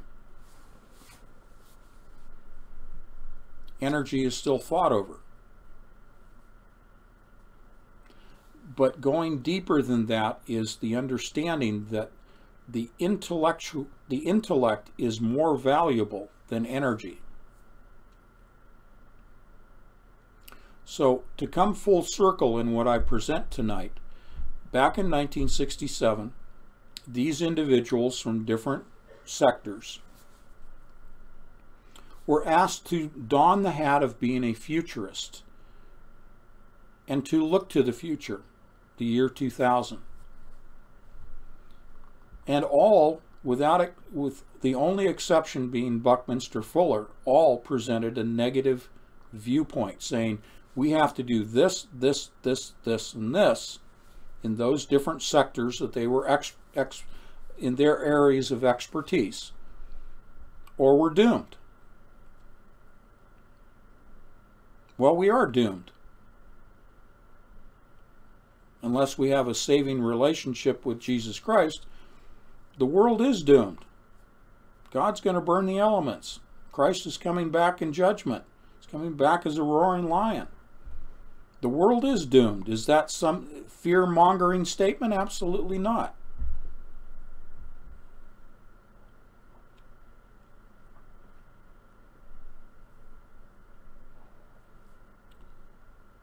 As I've shared with you, the most valuable commodity on the planet is prognostication, is predicting the future. In 1967, these guys were being futurists. They were predicting the future. Buckminster Fuller was saying, in essence, I'm putting words in his mouth, he was saying, we as a group being interviewed by individually, but we as a group being interviewed by Walter Cronkite, we are using our intellect, and we're telling you we have to do these things or we're doomed by the year 2000.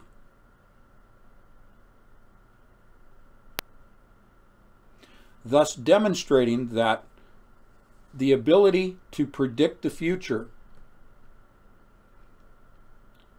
which is the most valuable commodity on the planet, prediction, because it puts you in a position of advantage. That prediction is done through your intellect. Therefore, going deeper than just saying predicting the future is the most valuable commodity, it is your intellect that allows you the process of prediction that is the most valuable commodity.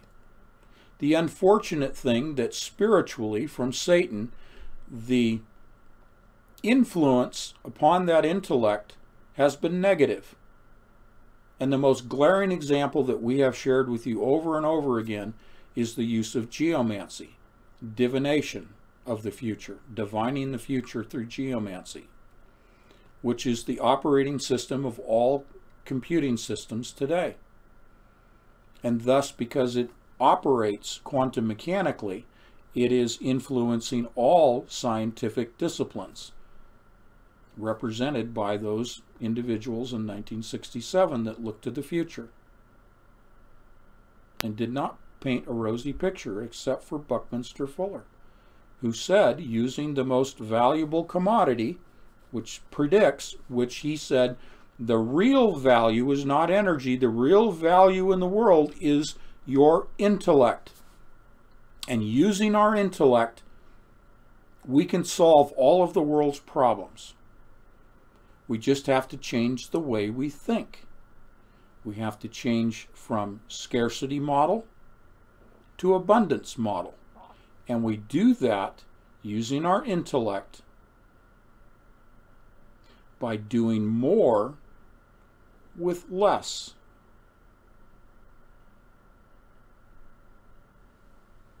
You take the greed out of the equation. But greed drives humanity today. It's built out the infrastructure of the blockchain. It's leading us to Libra, the one world global currency, and it's leading us to the dictator Antichrist. Greed. Greed leads us into these wars. Problem, reaction, solution. Destroys the economies. Reaction, Libra, Antichrist, as a solution to humanity. And you and I know from 40,000 feet, we've taken the red pill. We see the matrix for what it is. We know that all of that leads to destruction. This is why we have to get our messages out. This is why we have to be the Buckminster Fullers for the world.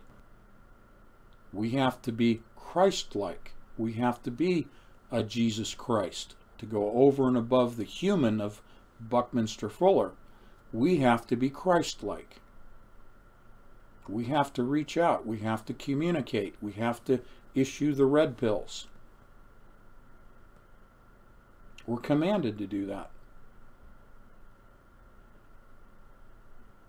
Okay? All righty.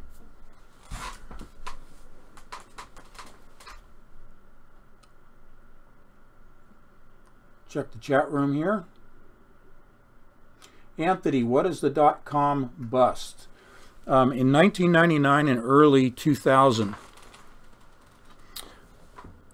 it was, to make it succinct, it became readily apparent to people that were investing in startup.com e-commerce businesses that these businesses were not going to quickly provide a return on investment, ROI, that it was going to take too long for them to become profitable.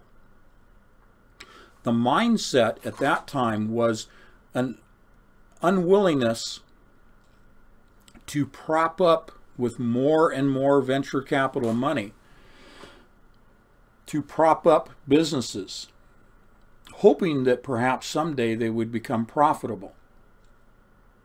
You see, as I mentioned, the build out of the infrastructure of copper wire, which was telephone lines, and the new fiber optic cable systems, it was a choke point. There was not enough throughput in the internet infrastructure to support the projected rapid increase in online transactions, e-commerce. And that choke point, which was the infrastructure, the lack of telephone cables to carry data, and the new fiber optic systems that were going to take years to dig trenches and lay trenches of, in the trenches, fiber optic, or string on the telephone poles, because you have telephone companies that are saying, no, no, no, no, you're not putting fiber optic on our telephone poles. That's like a railroad track. It's a right of way where those telephone poles are located. And the utilities, the telephone companies, and the electrical transmission utilities that have the top wires on the telephone poles, and then you have below that on the cross arms your telephone lines. Both utilities said to the internet providers, you're not running your lines on our poles. Caused a choke point. In other words, there was not enough cable to handle the increased data transmission, the transmission rates. Plus, in those days, you still had the modems that were squealing and bleeping and going crazy at you, you know, slow baud rate, it was called, with the modems of the time, for your computer to talk over the telephone lines to other computers. It was a choke point. So without the infrastructure, the businesses couldn't grow. They couldn't increase the number of transactions.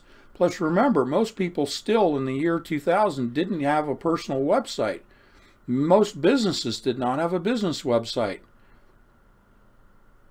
It's hard to imagine now, but that's only 20 years ago. There were barely any websites around. Okay? The 1990s was not an explosion for the internet. It was a slow, laborious, painful, step-by-step process.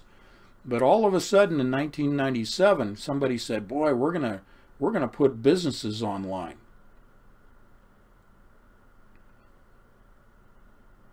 So there was a feeding frenzy. People wanted to get in on the ground floor of a pyramid scheme.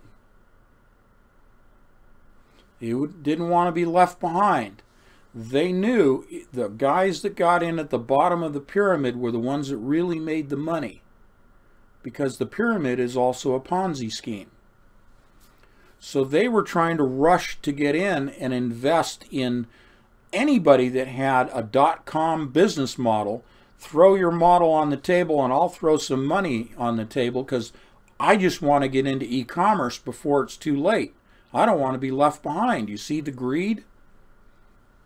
So for about 3 years, there was a lot of money being thrown on the table for a whole lot of people who had sort of what-if ideas for e-commerce.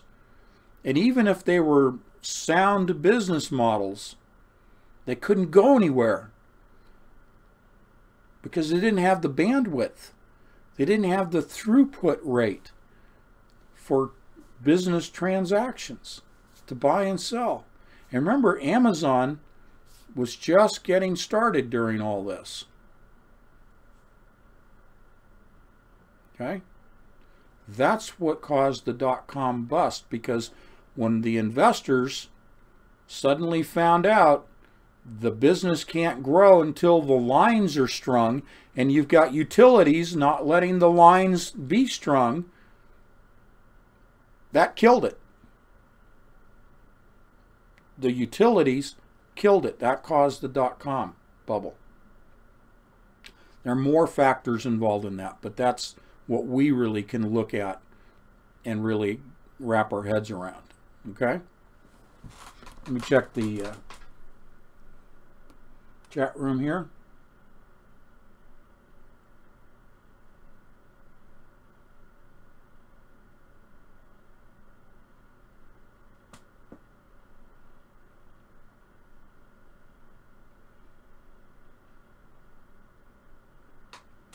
Yes, George, I agree with your statement about Walter Cronkite.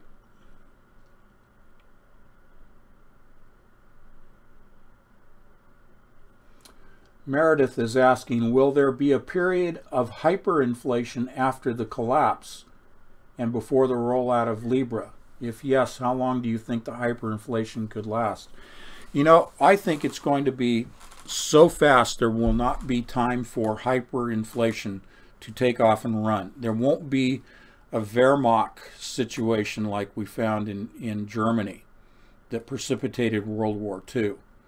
I don't think there's going to be time enough for hyperinflation. I think because of war in the Middle East, there's going to be an immediate destruction, collapse of all of the economies around the world. Because even in 1927, 28, 29, 30, and 31, leading up in Germany, in their hyperinflation curve, other countries were not operating at that time in a debt model. Okay? United States was still on the gold standard. We were not a deficit spending country. There were third world countries, pockets that had, you know, deficits where they'd taken loans from countries like the United States that they couldn't pay back. And we're seeing the repercussions of that. Look at Venezuela. Point is, because all countries are deficit spending and don't have any securities to back up their debt, and most economies, except the United States, most economies, even China, are seeing dramatic declines in their economic production, in their GDP. Most countries are seeing steep declines in their economies. So it's only going to take the Middle East to collapse this debt bubble. So I don't see hyperinflation having an opportunity to rear its ugly head. I think it's just a complete collapse of all the currencies. None of them are going to take off in an inflation cycle. That's my best conjecture. Okay?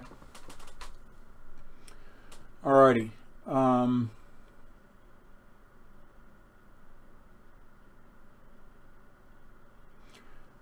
Prosperity Now says, will you offer 1 to 2 health-filled and spirit-led experiences to us as a paramedic? Health is a wealth. Well, let's leave that for another show. I'm fine with that. 1 or 2 health-filled and spirit-led experiences to us as a paramedic. Yeah, let me think on that. Let me think on that. I don't want to tell war stories necessarily, but I think I can share with you some of the things that I would recommend from a health perspective. Again, I'm not a doctor. I'm not licensed to do anything. Okay? But I can give you my perspective on taking care of ourselves. And I did say a couple of live streams ago, about 2 of them ago, I think, I put out the question, would you want me to devote a live stream or 2 live streams to talking about what most people call preparation, you know, how to prepare.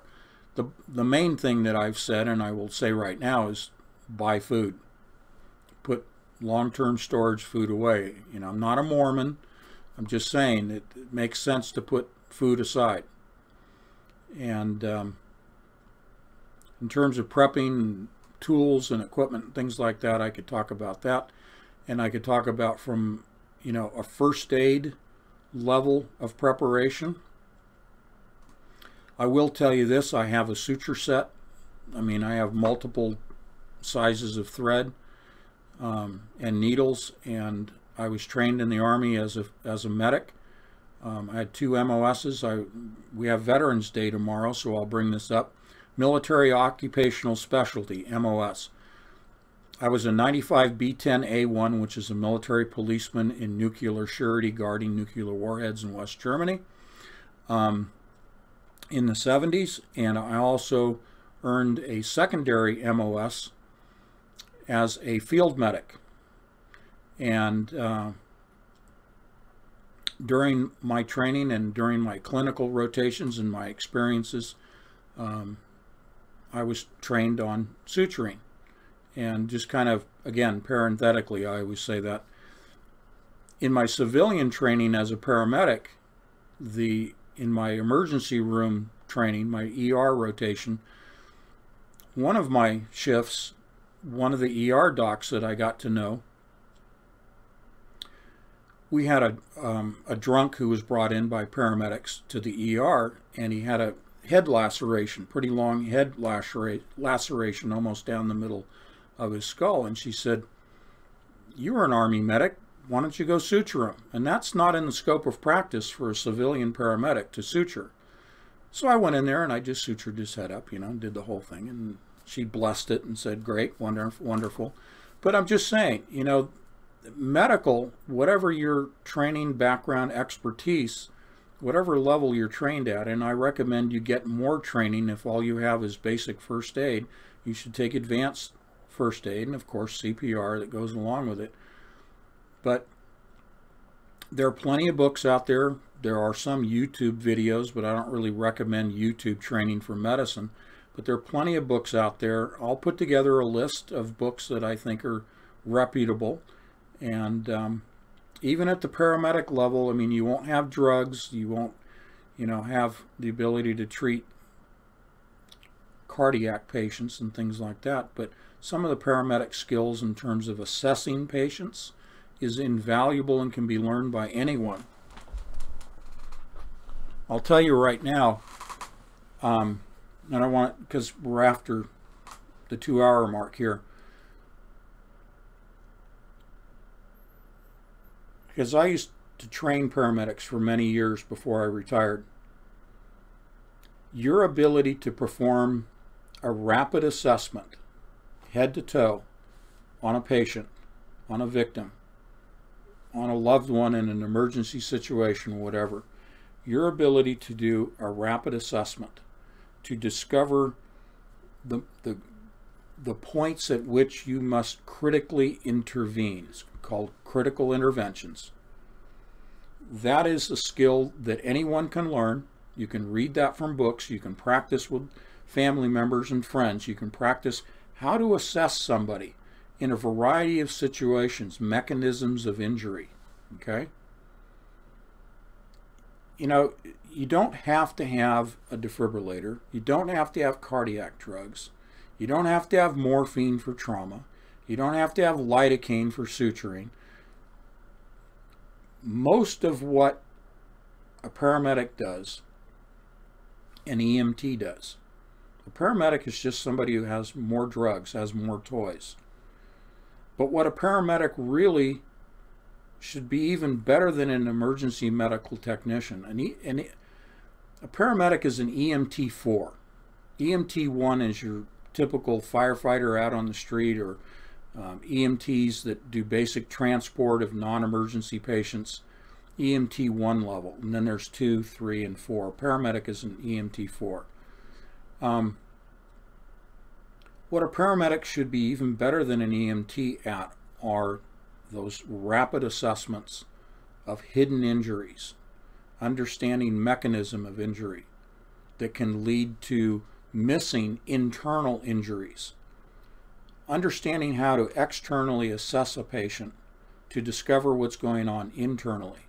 And I'll finish with this. Get yourself a stethoscope and a blood pressure cuff. Go to your pharmacy, your local pharmacy. You can even get them at Walmart. Get a blood pressure cuff and a stethoscope. Now, blood pressure is nice to know information, but a stethoscope tells you what's going on inside the body. Lung sounds tells you a lot. The other thing is just a little pen light or a small flashlight to check pupil responses, because unequal pupil response, dilated versus constricted, can tell you what's going on inside the skull. A closed skull injury, a concussion, hemorrhaging, things like that. Okay. Anyway, if you guys want, I'll be happy to do a first aid day. Just a basic overview, how to assess a patient, what are some of the critical things you need to do, the precautions like protecting the neck and the spine itself, okay? But diagnosing, okay? diagnosing what's going on inside the body can be done very easily. And if you want me to do a first aid day, I'll be happy to do a first aid day. I love medicine. I love teaching medicine. Okay? All right. All righty. Let's see what we got going on here. Anything else? Can you recommend where to buy a suture kit or anything else we should be considering? I have a nursing background. You know what? I ordered my suture kit off the Beast Amazon. We're in the Beast system. Amazon has some good, and when I do the live stream, I'll bring out the suturing kit that I bought.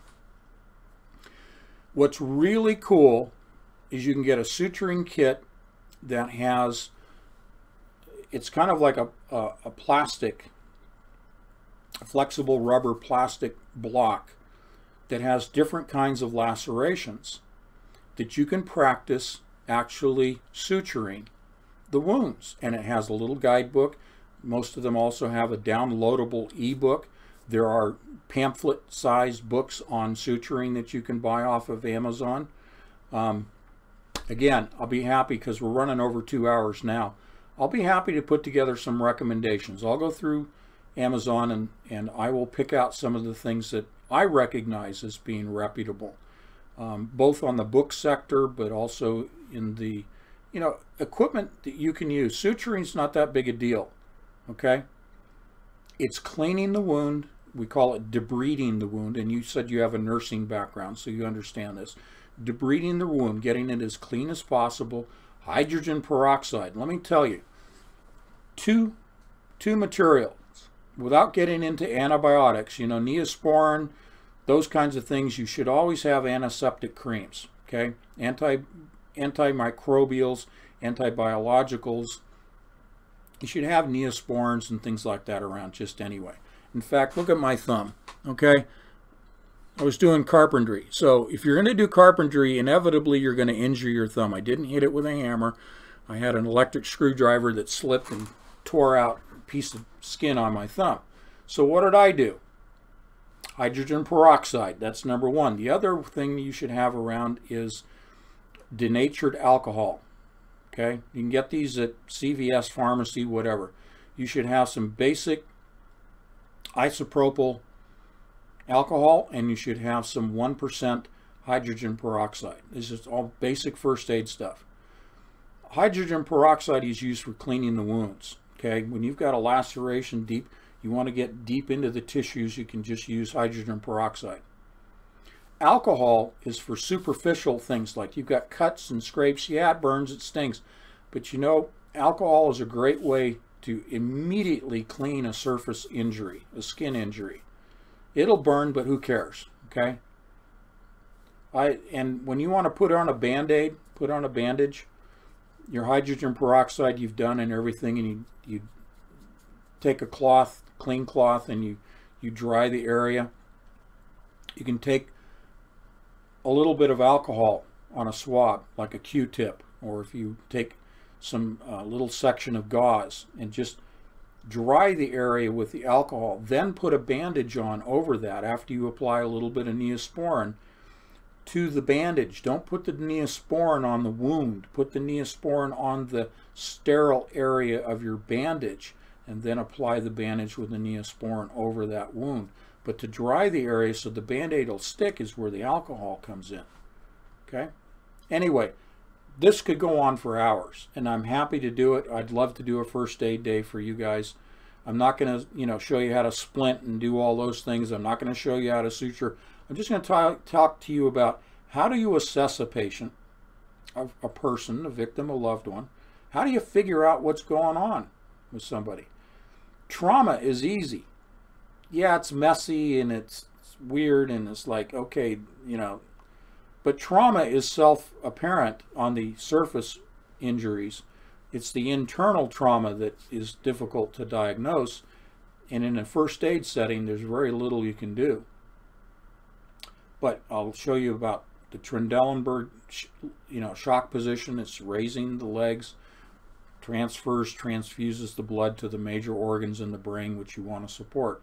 I'll show you about protecting the spine, how to assess somebody's level of consciousness and what that means to you. Okay? So, that'll be a whole new direction for live streams, but it's, you guys tell me by email if you want to do that. If it by popular demand you want me to share with you some of my experience being a paramedic on the streets of Oakland, not war stories, but experience as what is relevant for you to use, I'd be happy to do that. Okay? All right. Alrighty. So, let's leave it at that. Thank you again for joining me this evening on this live stream, and I love being here with you guys. You guys are great friends, and let's get together on Wednesday. All right? In the meantime, keep those that are less fortunate in mind and in prayers, and I know we have a couple of people in the chat room that are still having some tough health issues, so please, just in general, without citing names and needs, just pray for your fellow patrons. And keep those in mind that are not as fortunate, and pray for our veterans that are struggling. We know that there's a high suicide rate. We know that there's a high opiate abuse rate. We know there's alcohol and drug abuse amongst the veterans. As I said in the last live stream, if you see someone in uniform, you don't necessarily have to shake their hand. Don't make a big deal. Just thank them. Just nod, smile to them. If you're close to them, say thank you. Thank you for your service. Just acknowledge them. They appreciate that. They appreciate that because, you know, who knows where they're coming from. Most everybody in uniform these days does get deployed, and deployed multiple times overseas. So many of the soldiers you see, the men and women you see in uniform, have been overseas at some point, or they're about to get deployed if they're relatively new. Okay? So say thank you to our veterans. And thank you. God bless.